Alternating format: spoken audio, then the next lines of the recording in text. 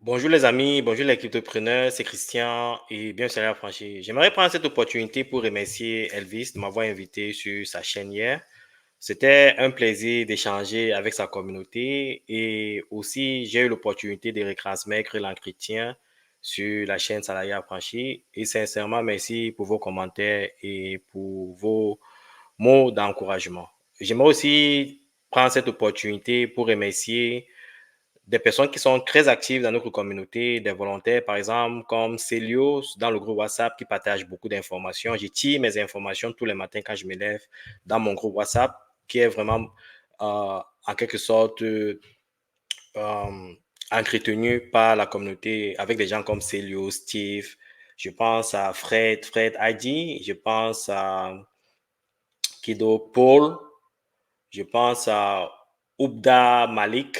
Il y a beaucoup de personnes. Il y a Mohamed, des individus que je ne connais pas, que j'ai jamais rencontrés, qui essayent de rendre la communauté informée, de partager des informations qu'ils trouvent. Et ça fait vraiment plaisir de voir ça. Sans oublier, il y a Fred, je parle de Fred déjà.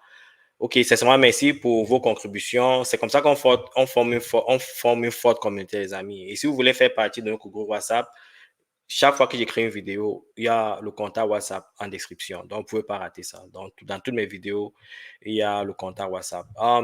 Je vais couvrir rapidement l'actu des cryptos actifs. Les gars, comme je disais sur la chaîne de, d'Elvis hier pendant l'entretien, il y a beaucoup de richesses à se faire dans les cryptos, les gars. Vous n'êtes pas dans le mauvais endroit. Ce n'est pas un conseil financier, c'est juste mon opinion. Mais je vous dis que nous sommes encore à l'état d'inception. On n'a même pas encore commencé. La blockchain n'a même pas encore commencé à faire ses magies. OK?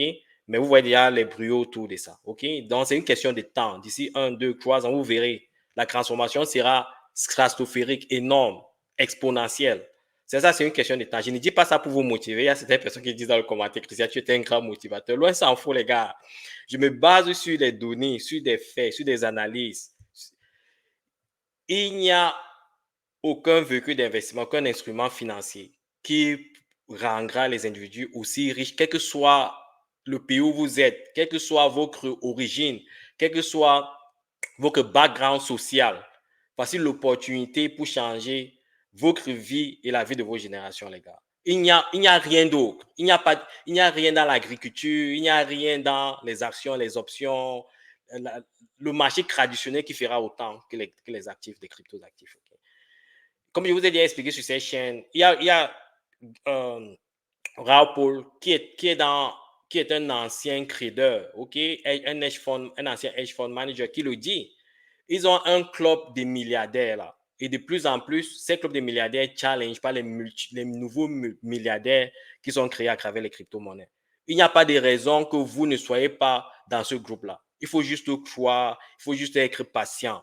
Il faut juste avoir des assets qui essaient de résoudre des problèmes réels. C'est tout ce que vous avez à faire. Il n'y a rien d'autre à faire. Vous ne devez pas être là tous les jours, trader, vendre. Vous devez juste vous positionner sur ces actifs-là. Et tout ce que vous devez faire, c'est d'être patient. C'est tout. Il n'y a rien d'autre. Ce n'est pas compliqué, les gars. Mais malheureusement, à cause de notre psychologie, l'impatience, les distractions, tous ces trucs-là, ça nous empêche à nous focus sur ce qui est important. Donc, c'est pour ça que je fais l'effort tout le temps de venir vous rappeler, les gars. L'opportunité est immense. Ne ratez pas ça. Ne ratez pas ça. OK?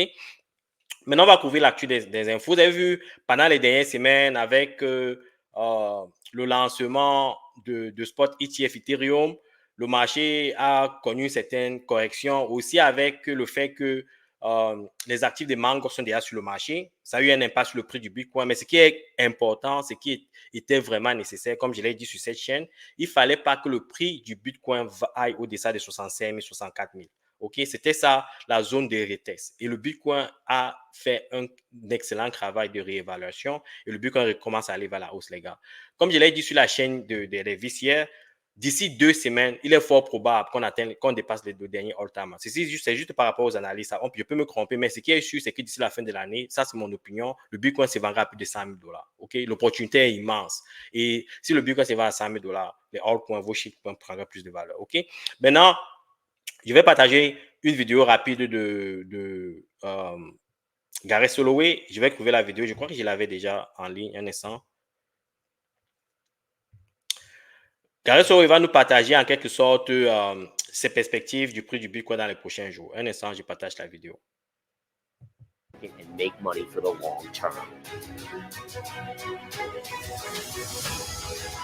All right, we're back, guys. All right, right into Bitcoin we go. Bitcoin, you got to be impressed by the chart here.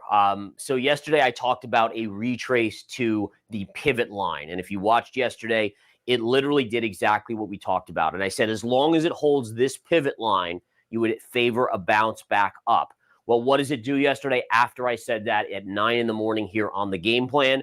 Bitcoin literally comes back in, tags that line, which is the pivot line, and it goes right back up. So again, that is the power of learning pivots and learning trend line analysis, which again, we teach in the Winning Trader series as well as some of our other educational courses. But the idea is when you start to understand how to pinpoint these levels, everything starts to become a probability game. And that's the key. So in this case, we knew that this was a pivot line. Notice how if we extend this out, we broke below, we retraced. It was still, as long as it was below, it's bearish, right? Goes down. All right, so that's what you expect. Then it fights back up, it breaks out, retraces. Now, as long as it stays above, it's bullish, comes up, comes back down, hits, right back up you go. So very cool chart on this. This remains in a positive or bullish vibe until we get up to this 70 to 71,000 level. And I would still say that that's the favored move at this point. Now, what would change my opinion? And remember, everyone's always like, oh, well, you can't change your opinion, or like you said it was going here. Or that's all nonsense, because ultimately the chart tells me. I don't tell the chart. Whatever I think doesn't matter. Whatever I feel, my heart, whatever, that's all BS, frankly, right? Let's be honest. The market does what it wants to do. Once you learn that, you actually become a much freer investor. And what you can do is look at the chart and just say, okay, well, what is the chart telling me? I don't tell the chart anything. The chart tells me. If I try to tell the chart, I lose every single time. So in this case, what do we have? The chart is holding your pivot line. As long as this line holds, it's bullish, right? So above the line is bullish. We'll put a bull right there. If it gets below and starts trading down here, it quickly becomes bearish. Just remember that. That's all you have to know about this chart. There's no crazy tracking levels or any crazy indicators I'm going to throw up on this. Bon, il dit exactement ce que j'ai dit sur cette chaîne depuis longtemps. Ce qui est important de retenir sur ce que Gareth Soloway dit, c'est que si le prix du Bitcoin allait en deçà de 65 000, 64 000, 63 000 dollars, cela aurait cassé en quelque sorte sa ligne de support. Et si ça avait cassé sa ligne de support, il était fort probable que le prix du Bitcoin continue à aller vers le bas. Il avait estimé à 52 000 et beaucoup d'analystes le disaient. Heureusement, malgré la pression des prix sur le Bitcoin à cause de Mt. Gox, le Bitcoin a atteint les 65, les 64 000 dollars et est reparti vers la hausse. Je pense que je vais partager le graphe tout à l'heure. Quand le Bitcoin se vendait à 65 000, 68 000 dollars quand j'ai lancé la chaîne. Donc, ça veut dire qu'il est de plus en plus probable que le prix du Bitcoin aille à 71 000. Et si ça dépasse les 71 000, 73 000 dollars, sur son dernier all-time high qui était près de 74 000 dollars, le prix du Bitcoin va vers 100 000 dollars. OK? Donc, c'est ce que Gareth Soloway essayait d'expliquer là. Et je vais aussi partager un graphique de Rec Capital. Je suis beaucoup Rec Capital, les gars. Abonnez-vous sur Rec Capital. Je suis abonné sur Rec Capital. Je reçois tous les jours ces analyses et ça me permet de voir un peu ce qui se passe sur le marché et d'avoir une idée un peu sur la direction que prendraient certains projets. OK? Rec Capital, c'est une opportunité, les gars. Si vous voulez vous faire de l'argent, il faut investir sur vous. Il faut investir sur la connaissance. OK? Je vais partager ce tweet de Rec Capital. Donnez-moi un instant, je vais le trouver.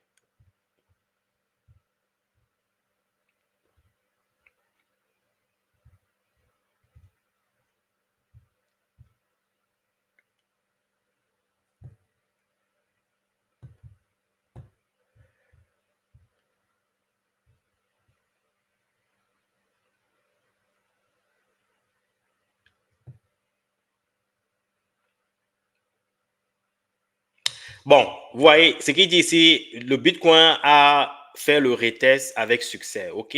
Donc, il a confirmé ses 65 000 dollars de support et il est reparti vers la hausse. Donc, maintenant, on estime que le prix du Bitcoin, en principe, devrait aller jusqu'à 71 500. Et ça dépasse cette région orange, les gars, c'est le bull, les gars. C'est le bull, c'est le bull, c'est le bull. Donc, d'après les analyses des règles capitales, comme je le montre depuis longtemps, nous sommes à cette phase ici. Vous voyez, chaque fois qu'on est à cette phase ici, on va vers la hausse. Chaque fois qu'on est à cette phase ici, on tire vers la hausse. OK? C'est juste une question de temps. C'est juste une question.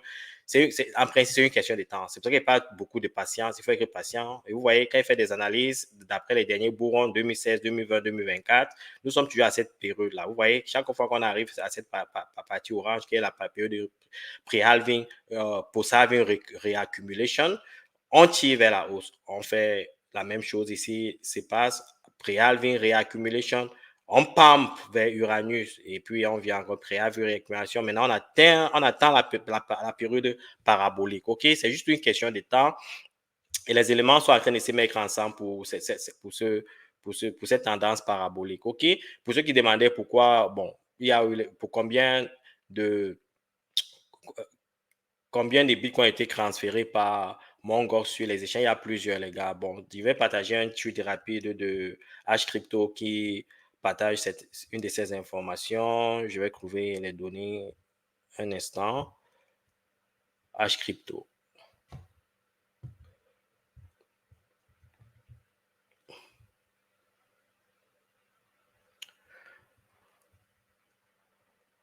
Ouais, d'après ce tweet de H-Crypto, bon, il a tweeté, c'était hier. Il a dit Mongox move another 47 477 bitcoins d'une valeur de 2,47 milliards de dollars sur les échanges. Vous voyez, malgré cette pression-là, le Bitcoin a résisté, les gars. Et aussi, il faut noter, comme je l'ai dit récemment, il y avait un inflow au niveau de BlackRock de presque 571 millions de dollars en une journée. Donc, les gens achètent davantage des cryptos actifs, donc le Bitcoin. Donc, ce qui fait, c'est que le prix du Bitcoin n'a pas beaucoup souffert. OK? Quand il y aura toute cette pression vont passer, le prix ira vers la hausse. OK? Et surtout, n'oubliez pas que on attend Trump à Nashville. Il y a le Bitcoin Conference qui a lancé à Nashville. Je vais trouver ces données rapidement. À Nashville, aux États-Unis. Et il y a beaucoup de grands intervenants. On attend par exemple Trump, on attend Michael Saylor, les grands du Bitcoin, quoi. Et il y a même, c'est comme ce sénateur. Un instant, je vais faire écouter ce qu'il dit. Je dois retrouver la page. Ce sénateur veut... Voices fighting for the digital asset community. Good afternoon. I'm United States Senator Bill Hagerty from the great state of Tennessee. I want to take a moment to welcome all of you to my hometown of Nashville, Tennessee, where the world's largest Bitcoin event is taking place. Bitcoin and the crypto industry at large has become a key issue in Washington, D.C., and in our political debate. As a member of the Senate Banking Committee, I'm continuing to fight to pass pro-Bitcoin and pro-crypto legislation that promotes the core principles of freedom, opportunity, and limited government. I'm pleased to join my colleague, Tennessee Senator Marsha Blackburn, along with an incredible slate of influential speakers this weekend, including industry leaders, business executives, and many friends and colleagues from Washington. Most notably, we'll have the honor of hearing from one of the loudest voices fighting for the digital asset community. Bonsoir, salut les gars, encore juste pour vous dire quoi les gars, c'est juste pour vous dire que le frenzy a pris la politique américaine, ok? D'après ce mec, il dit que il veut passer des lois qui sont pro-crypto, pro-bitcoin pour pouvoir permettre aux individus de pouvoir avoir leur liberté financière, avoir l'accès aux produits digitaux et autres, ok? Donc, ceci n'est plus une utopie, c'est en train de se réaliser. OK? Et quand ces gens-là, ici Chrome gagne le pouvoir, même si c'est les démocrates avec Kamala Harris, il est fort probable que le narratif change aux États-Unis. OK? Ça ne sera plus comme avant. OK? C'est juste ça. Et ça va accélérer l'adoption et ça va pousser le prix du Bitcoin sur Uranus, comme je vous le dis tout le temps. OK? Il n'y a que des bonnes nouvelles. Et jusqu'aujourd'hui, quand je pense qu'il y a certaines personnes qui ont encore des doutes, quand des individus qui ont ce qu'on appelle la symétrie de l'information, insider information, l'information asymétrique, insider information.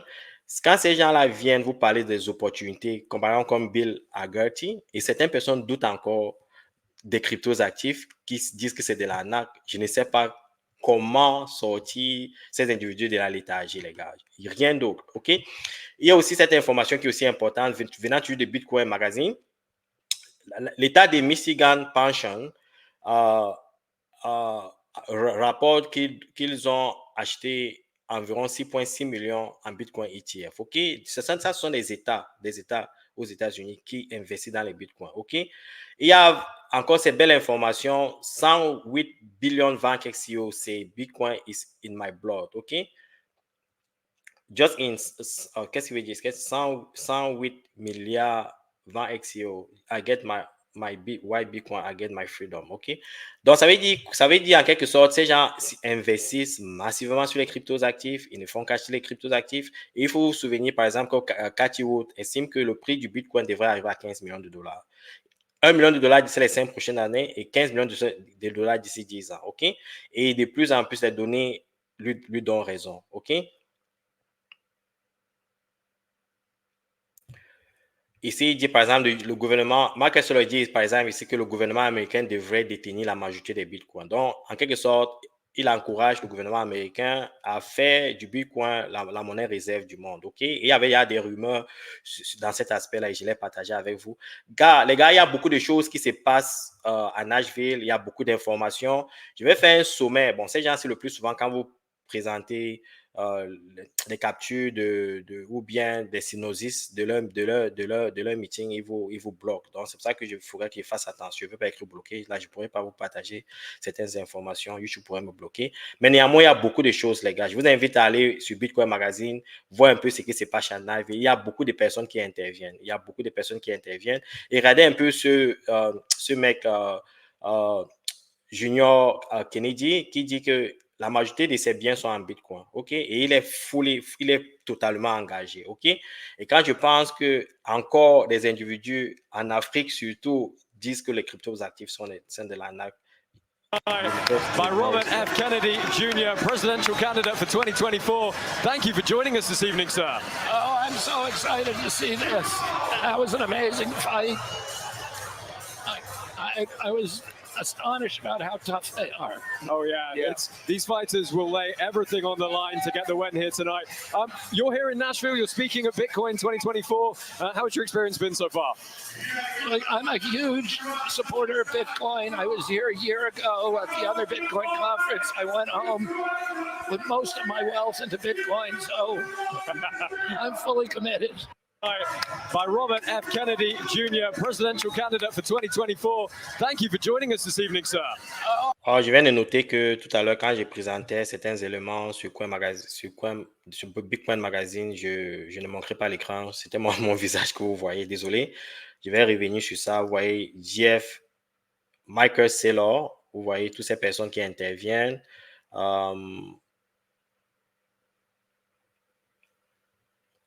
Michael Saylor qui pense que le gouvernement américain devrait détenir la majorité des bitcoins, c'est là. Allez juste sur Bitcoin Magazine, vous en informer, les gars. Encore, je ne peux pas présenter certains éléments parce que je pense qu'il y a du copyright et je n'aimerais pas être bloqué par YouTube, OK? Mais l'information est disponible, vous pouvez le lire par vous-même et je vais mettre le lien dans la description de ma vidéo, OK? Donc, en quelque sorte, c'est ça les bonnes nouvelles du marché. J'ai déjà fait combien de temps, un instant? Je suis presque à plus de 18 minutes. Bon, on va couvrir rapidement les prix et puis, bon, on va se dire au revoir, les amis, OK? Un instant, je retrouve la page. On va aller sur CoinGecko. Bon, sur CoinGecko, au niveau des actifs, des projets en existence ou bien listés, certains de ces projets, il peut vous dire 60% des projets listés, OK, sont déjà morts, OK? Ce sont des cadavres, OK? Donc, et 99 de ces projets mourront. Donc, c'est pour ça que quand vous investissez, il faut prendre vos profits. Il faut avoir une stratégie de sortie. J'en parlerai dans une prochaine vidéo. Au niveau de la market cap, nous sommes toujours en train d'aller vers la hausse. Nous sommes à 2516 milliards de dollars en capitalisation. La dominance du Bitcoin ne fait que s'accentuer, presque 53%. Ethereum, la même chose. On n'a pas encore dans le altcoin saison, OK? Au niveau du prix du Bitcoin, comme je le disais tout à l'heure, 67 343, le Bitcoin s'est vraiment relevé et il est fort probable que le prix du Bitcoin à 71 000 $500 et dépasse son all-time high et va jusqu'à 100 000. Par contre, Ethereum souffre un tout petit peu. Ethereum souffre un tout petit peu parce que vous savez, un peu comme le ETF spot du Bitcoin, Ethereum, le prix du Bitcoin a déjà été avait déjà été price avant que la nouvelle sorte. Donc maintenant, maintenant le prix du Bitcoin, le prix du Ethereum fait ce qu'on appelle une redéfinition de son prix, ok? Un price rediscovery, ok? Mais il est toujours fort probable que le prix du Ethereum ira vers la hausse. Il n'y a pas de doute par rapport à ça. BNB, $577, Solana, $181. Solana ne fait que de prendre de la valeur, les gars. Il y a beaucoup de bonnes nouvelles sur Solana. Je pense que Solana, d'ici peu, encore faire un 5X pendant le prochain bull run. Ça, c'est mon opinion, ok? Toncoin aussi, il y a beaucoup de bonnes nouvelles sur Toncoin. Je vous invite à aller faire ces recherches sur Toncoin. Beaucoup de très bonnes nouvelles. Chainlinks, des bons projets, les gars. Il n'y a que des bonnes nouvelles, les gars. Il n'y a que des bonnes nouvelles. Et tout ce qui est autour des bonnes nouvelles, c'est juste du bruit. Il faut ignorer ces bruits-là, OK? On va voir un peu au niveau de, en quelque sorte, de Fiat Grid Index pour voir un peu le sentiment des investisseurs. Au niveau des sentiments des investisseurs, vous voyez, 59, c'est un peu baissé. C'est un peu baissé parce que récemment, avec, c'était quoi? C'était mardi, le Wall Street a eu sa plus mauvaise journée depuis 2022. Donc, à cause du earning de Tesla, de Microsoft, des entreprises technologiques qui n'ont pas rapporté un grand profit. OK, donc ça a eu un impact. Donc, c'est pour ça que le Fiat Grid Index aujourd'hui est toujours impacté. Et aussi récemment, avec le prix du Bitcoin qui baissait, certaines personnes ont paniqué. Mais ce n'est pas grave, nous sommes toujours à 59%. Et pendant le bull run, les gars, vous verrez les 98%. C'est là que vous saurez qu'il faut sortir du marché. OK? Je pense que nous sommes à 21 minutes. Je suis allé au-delà du temps que je m'accorde le plus souvent. Je vous remercie, les gars. Je vous remercie pour votre fidélité. Je vous encourage juste à être patient. Ce n'est pas un conseil financier. Vous faites de votre argent ce que vous voulez. Mais néanmoins, la patience est la vertu des personnes qui sont riches. OK? Néanmoins, je vous souhaite un bon week-end et à la prochaine.